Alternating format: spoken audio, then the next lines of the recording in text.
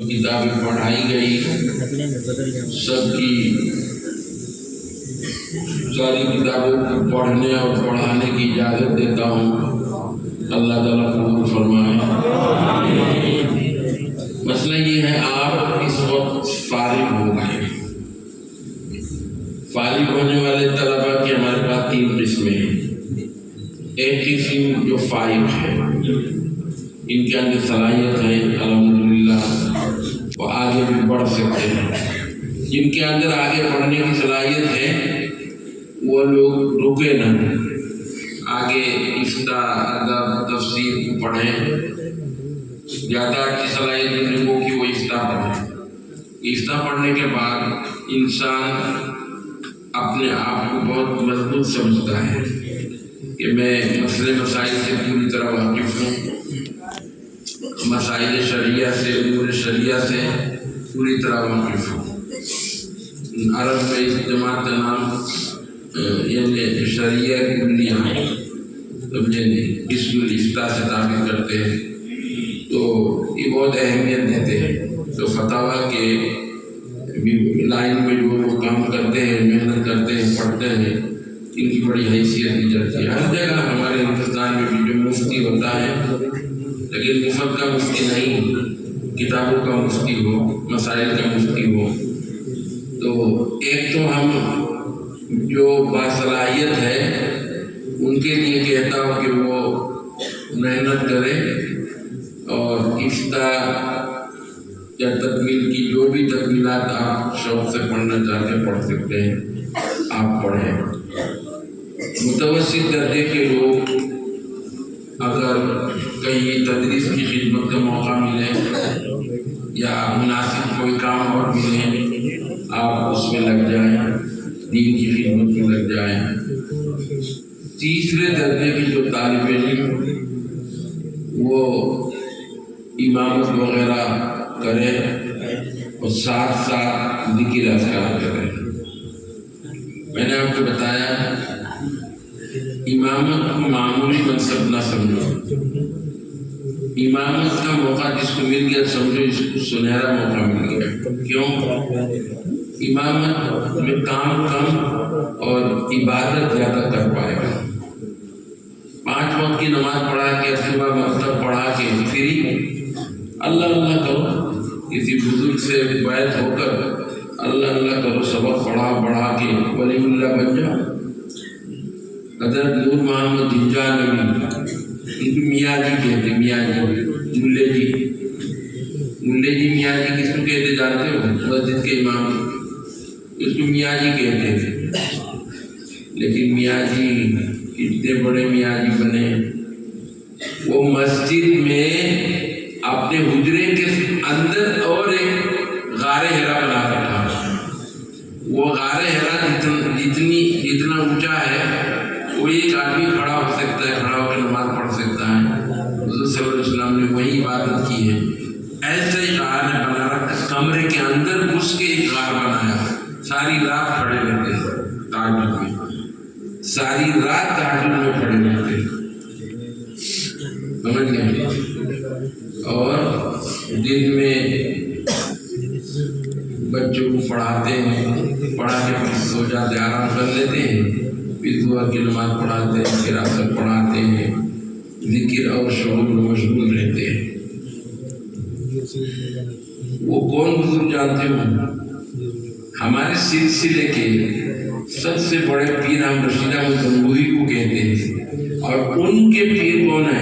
हाजी इमदादुल्लाह मुहाजिर मक्की। और हाजी इमदादुल्लाह मुहाजिर मक्की के पीर कौन है? वही जो मियाँ जी, मुल्ले जी, कौन? नूर मोहम्मद जिंजा नबी मस्जिद के इमाम साहब, वो पीर है, समझे नहीं? हाजी इमदादुल्लाह मुहाजिर मक्की को सईद ताइफा कहते हैं, हमारे बुजुर्गों के सिलसिला के सरदार है। अब उस सरदार का पीर कौन है? जिंजाना में यही मसला है। कितने बड़े बुजुर्ग बने, कहते मुझे मौका मिल गया, मुझे जब इमामत का मनसब मिला, मुझे अल्लाह अल्लाह करने का मौका मिल गया। मेरे अजीजों, इमामत भी मिल जाए तुम समझो तुम भी बहुत आगे निकल जाओगे। اللہ اللہ کرے گی، اس کے لیے تو راستہ چاہیے، رہنما چاہیے۔ بغیر رہنمائی اور بغیر رہنما کے آپ اللہ اللہ کیسے کرو گے؟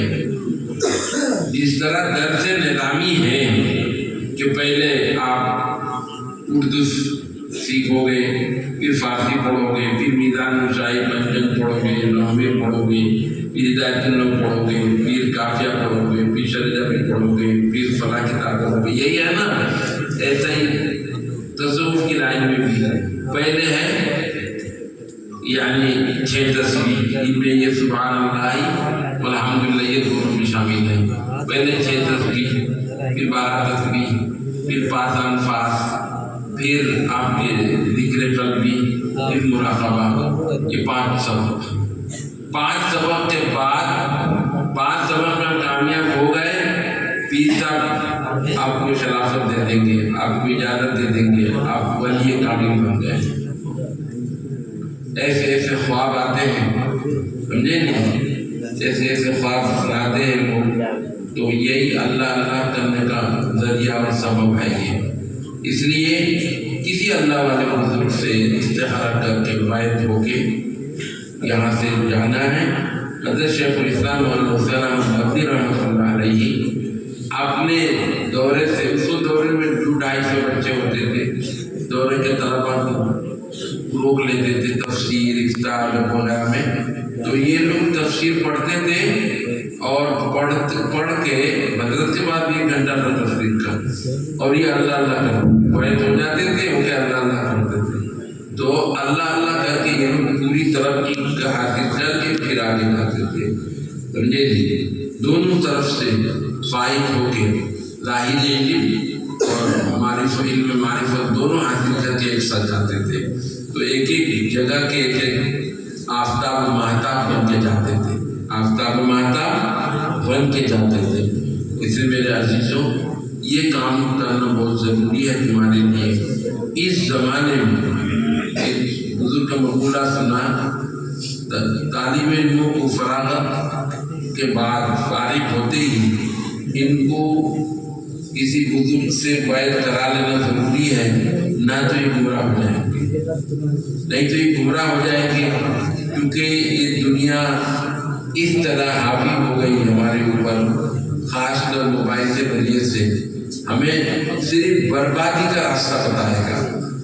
بلا وجہ موبائل ہاتھ میں لے لو گے اور لے کر دنیا کی چیزیں دیکھنا شروع کر دو گے، اور اس میں دلچسپی ہوتی ہے انسان کو، بری چیزوں کو دیکھ کر سن کر دلچسپی زیادہ ہوتی ہے، اسی لیے انسان کی زندگی اسی طرح برباد ہو جائے، پتہ بھی نہیں چلتا۔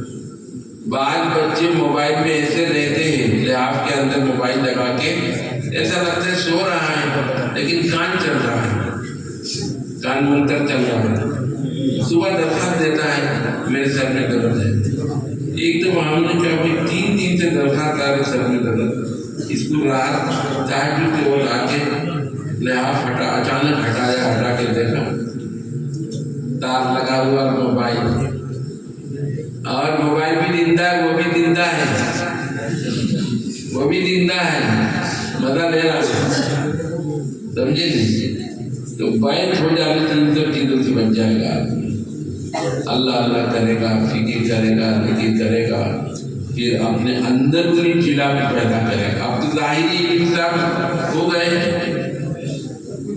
مضبوط ہو گئے۔ حضرت امام ابو حنیفہ رحمۃ اللہ علیہ کہتے ہیں، ان کے پیر شیخ مردی تھے، وہ 2 سال جا کر ان کے 2 رمضان پیر کے یہاں تھے، 2 رمضان پیر کے یہاں تھے۔ انہوں نے کہا بعد میں لولا سنتان لہلک النعمان، لولا سنتان لہلک النعمان، یعنی اگر نعمان ابن ثابت کے 2 سال نہ ہوتے، 2 سال کا مطلب کیا ہے، 2 رمضان اپنے پیر کے یہاں گزارے، لولا سنتان لہلک النعمان، اگر نعمان ابن ثابت کے 2 سال نہ ہوتے، نعمان تو الگ ہو گیا ہوتا، برباد ہو گیا ہوتا۔ حضرت رشید احمد گنگوہی سے پوچھا گیا، حضرت